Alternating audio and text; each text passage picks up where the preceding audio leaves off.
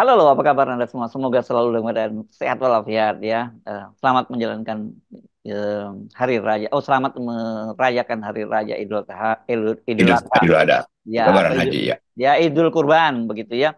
Dan sekarang ini Ya. banyak orang yang jadi korban itu bukan korban untuk apa hewan ternak, Bung Rocky. Sekarang korban pinjol. Sorry, korban judol. Ya, judi online. Ini sama Hmm. ini. Judol, pinjol sama aja. Tapi kalau kalau judi online ini dampaknya ngeri banget dan kemudian orang jadi banyak yang pro kontra ketika Pak Muhajir Menko PMK mengusulkan agar mereka tuh masuk dalam daftar penerima bansos gitu. Kata Majelis Ulama mereka ini bukan orang miskin tapi mereka ini kan susah karena kelakuan mereka sendiri gitu. Ya, kita mau lihat itu sebagai satu gejala di dalam masyarakat yang anomi itu. Nah, Masyarakat yang anomi artinya artinya tidak ada nomi nomos, masyarakat yang tidak ada aturan itu, tidak ada perintah etos, tidak ada semacam panduan hmm, untuk percaya pada masa depan. Nah, itu namanya masyarakat anomi, masyarakat yang tidak ada panduan untuk percaya pada masa depan, kehilangan politics of hope. Nah, orang yang kehilangan politics of hope menganggap bahwa hari inilah seharusnya eh, mereka alami hedonisme itu, maka muncullah judi online. Kan kalau tadi datanya bahwa ini bukan orang-orang yang seperti pinjol yang nggak punya pinjaman, nggak punya daya beli, dia punya daya beli, tetapi dia nggak percaya bahwa investasi rasional itu akan diperoleh, maka dia pakai cara-cara yang secara ya sebetulnya secara matematik irasional. Karena hmm, semakin luas peredaran itu, semakin bandar tahu siapa yang akan dia dia untungkan, siapa yang dia kalahkan. Kan ini semuanya ada algoritmanya untuk baca itu. Tapi sekali lagi kita mau lihat jumlah uang yang beredar di situ tuh ya, yang ya.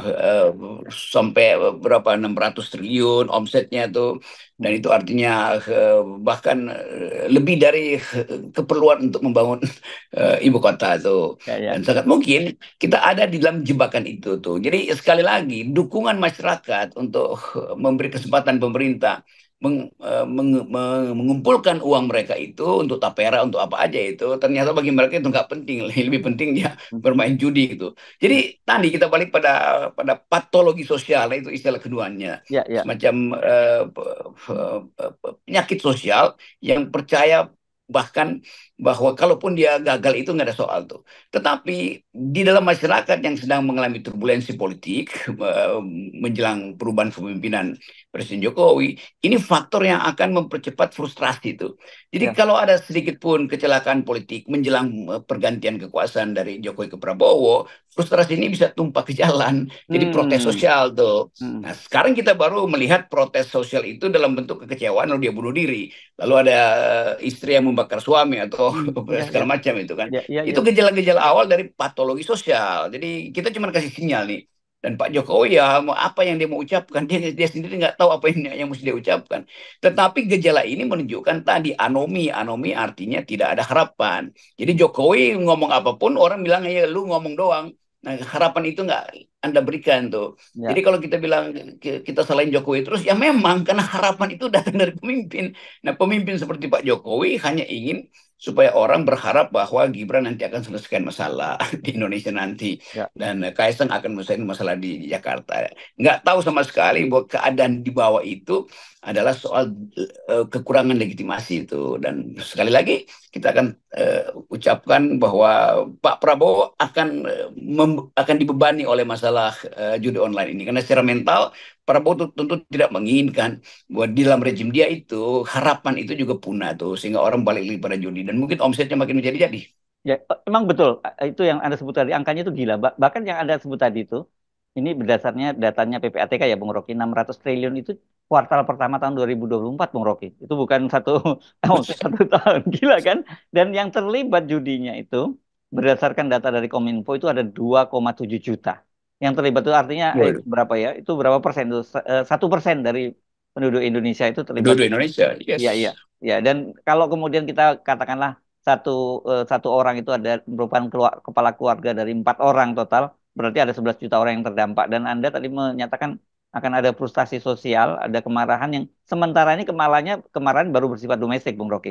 Seperti polisi Polwan yang membakar yang ada tadi ceritakan sebutkan yang di Mojokerto membakar suaminya karena judi online. Terus ada yang ada 2 orang perwira setidaknya yang terlibat. yang satu bunuh diri di Papua, perwira dokter marinir lagi. Kemudian di Sulawesi Selatan ada seorang perwira, kelihatannya pemegang keuangannya itu menilap dana pasukan sampai hampir 800 juta. Ini kan baru sifatnya yang lebih pada frustasinya lebih pada pelampiasan secara domestik. Tetapi bukan tidak mungkin ini bisa jadi gerakan massa juga ketika frustasi itu menjadi makin luas di kalangan para korban. Korban ini keluarganya ya, bukan pelakunya ya gitu. Ya ini yang kita sebut contagious effect. Jadi efek menularnya itu tinggi sekali itu. Ya, ya. Jadi ada crime dalam judi Hmm. online, tetapi merasa bahwa ini bukan kriminalitas, ini Hmm. semacam keinginan untuk mempercepat tibanya harapan. Kan orang berjudi Ya, kan begitu selalu kan, ya, ya, ya. mempercepat tibanya harapan. Maka dia ketagihan terus, percepat Hmm. dong tibanya harapan. Modalnya habis itu. Jadi kira-kira 11 juta orang itu ada di dalam patologi sosial tadi itu. Dia bahkan menempuh segala cara walaupun itu akan bersifat patos pada dia, bersifat mematikan dia tuh kan. Dan ada data lain juga yang mesti kita perhatikan bahwa setiap malam di Indonesia itu ada 9 juta orang tidur dengan perut kosong. Ini bukannya Hmm. orang miskin ya, orang Ya. yang tidur dengan perut kosong. Hmm. Dan data di Asia itu Indonesia paling tinggi tuh. Jadi Hmm. betul akumulasi dari kekecewaan terhadap kebijakan ekonomi, akumulasi terhadap keadaan disparitas yang makin lama makin makin terasa jarak antara yang kaya dan miskin, dan kegagalan untuk mempercepat masa depan melalui perjudian itu akan bisa mengubah hal yang sifatnya masih persepsi kekecewaan itu menjadi huru hara sosial. Dan kita mau terangkan itu bukan kita menakut-nakuti, tapi ini yang namanya hukum-hukum sosiologi atau sunatullah dalam Islam kan, bahwa Hmm. semua variabel itu bisa kita hitung potensi itu dari sekarang tuh. Nah Jokowi tetap nggak ngerti bahwa ini potensi ada di depan mata tuh, bersama dengan kurs yang memburuk dan ketegangan-ketegangan di kalangan koalisi yang masih berebut kursi, potensi portofolio kabinet berikut. Ya, ya. Nah, saya jadi mulai paham kelihatannya mengapa kemudian Pak Muhajir mengusulkan agar mereka ini dimasukkan juga dalam daftar penerima bansos. Saya kira mungkin beliau mengantisipasi yaitu untuk menjadi semacam keresahan sosial yang lebih besar. Tapi persoalannya ternyata banyak yang tidak sepakat gitu. Kolegannya sendiri Pak Erlangga nggak sepakat soal itu. Dan kemudian juga Majelis Ulama Indonesia juga tidak sepakat. Dan saya juga baca komentar para ojol tuh enak aja mereka tiba-tiba diterima terima bansos, gua aja yang harusnya terima Yes. bansos nggak dapat gitu loh. Banyak komentar semacam itu. Ya itu juga itu Pak Mujahid Muhajir terlalu cepat merumuskan itu. Kan Hmm. akan ada kecemburuan sosial. Kalau begitu Ya, semua orang main judi online aja, bangkrut-bangkrut tetap dapat bansos kan. ya, Kan ya. ini bukan tukar tambah sosial, ini kan keadaan tadi, harapan yang bagi mereka itu tidak tiba-tiba, tidak kunjung datang, maka mereka percepat itu dengan bermain judi. Kan perjudian itu artinya bermain dalam persepsi kan, Hmm. bermain dalam angan-angan tuh. Hmm. Nah, psikologi itu muncul di dalam keadaan ketidakpastian norma. Jadi semua masyarakat yang dalam ketidakpastian norma ya datang ke tempat judi. Kalau judi itu datangnya karena tradisi, yang masih mending itu setiap setiap minggu ada tradisi sabung ayam misalnya kan. Itu Hmm. kita udah bisa prediksi. Ini perjudian yang bahkan kapasitasnya itu udah melampaui dana buat bikin ibu kota.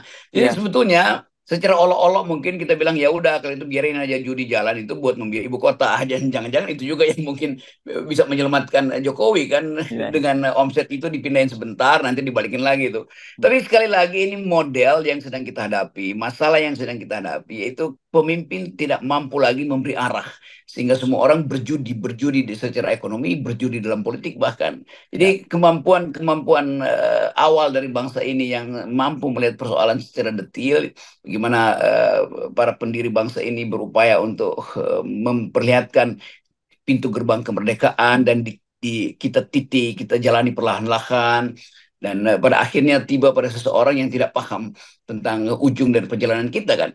Jadi Presiden Jokowi tidak pernah kasih semacam panduan kebudayaan, panduan etis yang dia terangkan setiap kali dia pidato kan cuma membanggakan sesuatu yang buat diri dia sendiri membanggakan, mulai dari apa namanya, mobil mobil yang apa namanya mobil itu begitu SMK. lupa pula, SMK. SMK itu. Hmm. Dan dari awal dia udah berbohong sampai soal investor asing akan masuk di IKN juga dia berbohong tuh. Jadi orang tidak lagi melihat kalau Jokowi menjanjikan sesuatu, mungkin mereka akan anggap oke, ada masa depan yang rasional, jangan bermain judi. Tapi mereka anggap bahwa seluruh kebijakan Jokowi isinya bohong. Maka sebaiknya kita bermain judi aja, ngapain percaya pada orang yang tidak mampu memberi kita harapan pada masa depan. Jadi kehilangan sense of hope itu. Ya, kalau saya baca-baca memang seperti itu ya, karena sekarang ini kan Pak Jokowi sudah membentuk Satgas untuk penanganan ini dipimpin oleh Pak Hadi Cahyono ya, Hadi Cahyanto, Menko Polhukam. Tapi kemudian saya juga banyak baca komentar-komentar dari netizen yang menyebutkan, nih selama ini Kominfo kan cuma sibuk mengawasi di apa dunia digital itu kelompok-kelompok yang kritis terhadap pemerintah begitu. Dan kemudian mereka luput bahwa ini judi online ini yang selama ini mereka anggap itu tidak lebih berbahaya daripada yang sikap kritis terhadap pemerintah, ternyata sekarang jauh lebih berbahaya gitu. Iya itu ada orang kirim saya WA bahwa ya itu keren banget tuh Apa akan itu? ada satgas anti Hmm, anti judi online itu. yes. Wah semuanya senang bahwa Hmm. satgas akan diberantas. Tapi kemudian mereka lihat kalimat kedua, oh ternyata satgas itu dibentuk oleh Jokowi, maka itu artinya bohong isinya nanti. Jadi bayangkan udah sampai segitu tuh frustrasi orang mendengarkan semua jalan keluar yang dibuat oleh Jokowi. Sementara orang masih menganggap Jokowi mampu menghadirkan solusi tanpa tahu apa sebetulnya di belakang itu kan. Ya, ya. Jadi begitu banyak juga masih ada orang yang menganggap Jokowi bisa selamatkan, tetapi mereka nggak tahu apa yang mau dibuat Jokowi kan.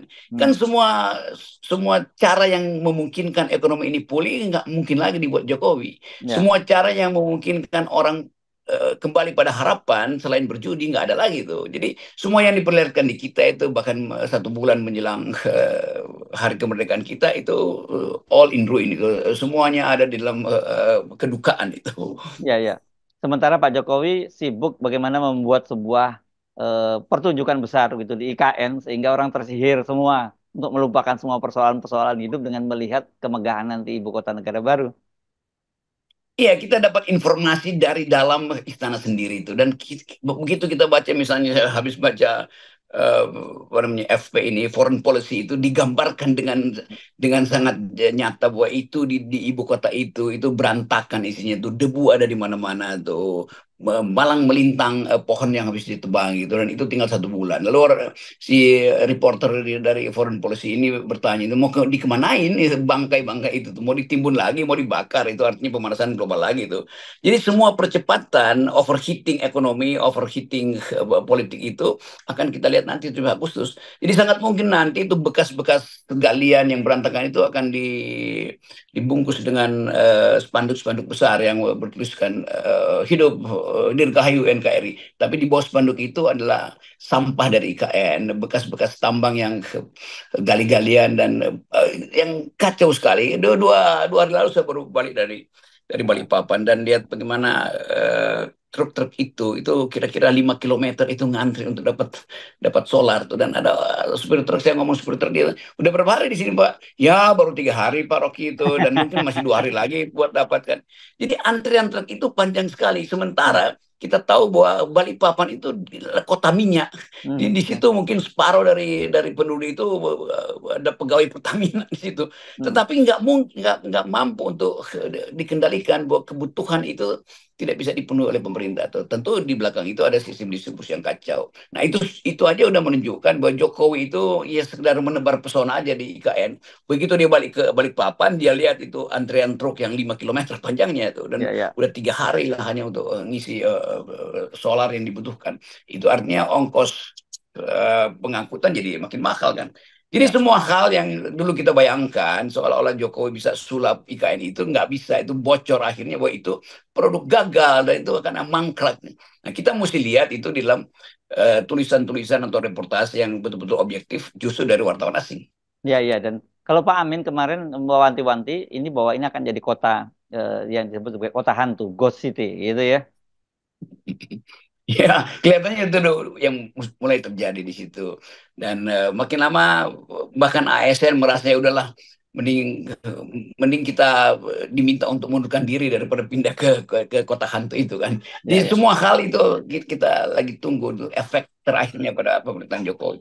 Ya, tapi saya kira kita sarankan teman-teman ASN jangan cepat-cepat mundur dulu karena ya, kelihatannya tanda tanya besar Anda juga nggak akan jadi pindah kok ya. Jadi jangan terburu-buru. Ya, kita bayangin itu 17 Agustus kalau nggak terjadi dan bagaimana kita pertanggungjawabkan pada dunia itu. Hmm. Bagaimana semua sinyal yang tadinya setiap 17 Agustus ada semacam keinginan kita untuk membanggakan bendera merah putih, dan bendera merah putih itu ternyata tuh dinaikkan di atas malang melintang pohon yang ditebang, itu eukaliptus yang dipangkas, itu ratusan hektar tanah yang belum dibayar pada rakyat, kan itu Ya, mengerikan sekali kan. Kita menghidupkan, menaikkan bendera merah putih di bawah penderitaan rakyat. ya, ya. Saya kira kalau saya menduga tetap akan dipaksakan 17 Agustusnya di IKN. Tapi yang akan menarik justru nanti banyak wartawan, kan pasti kan banyak diplomat juga yang datang. Wartawan asing juga masih kesempatan. Mereka justru banyak liputannya behind the scene-nya yang akan lebih menarik itu.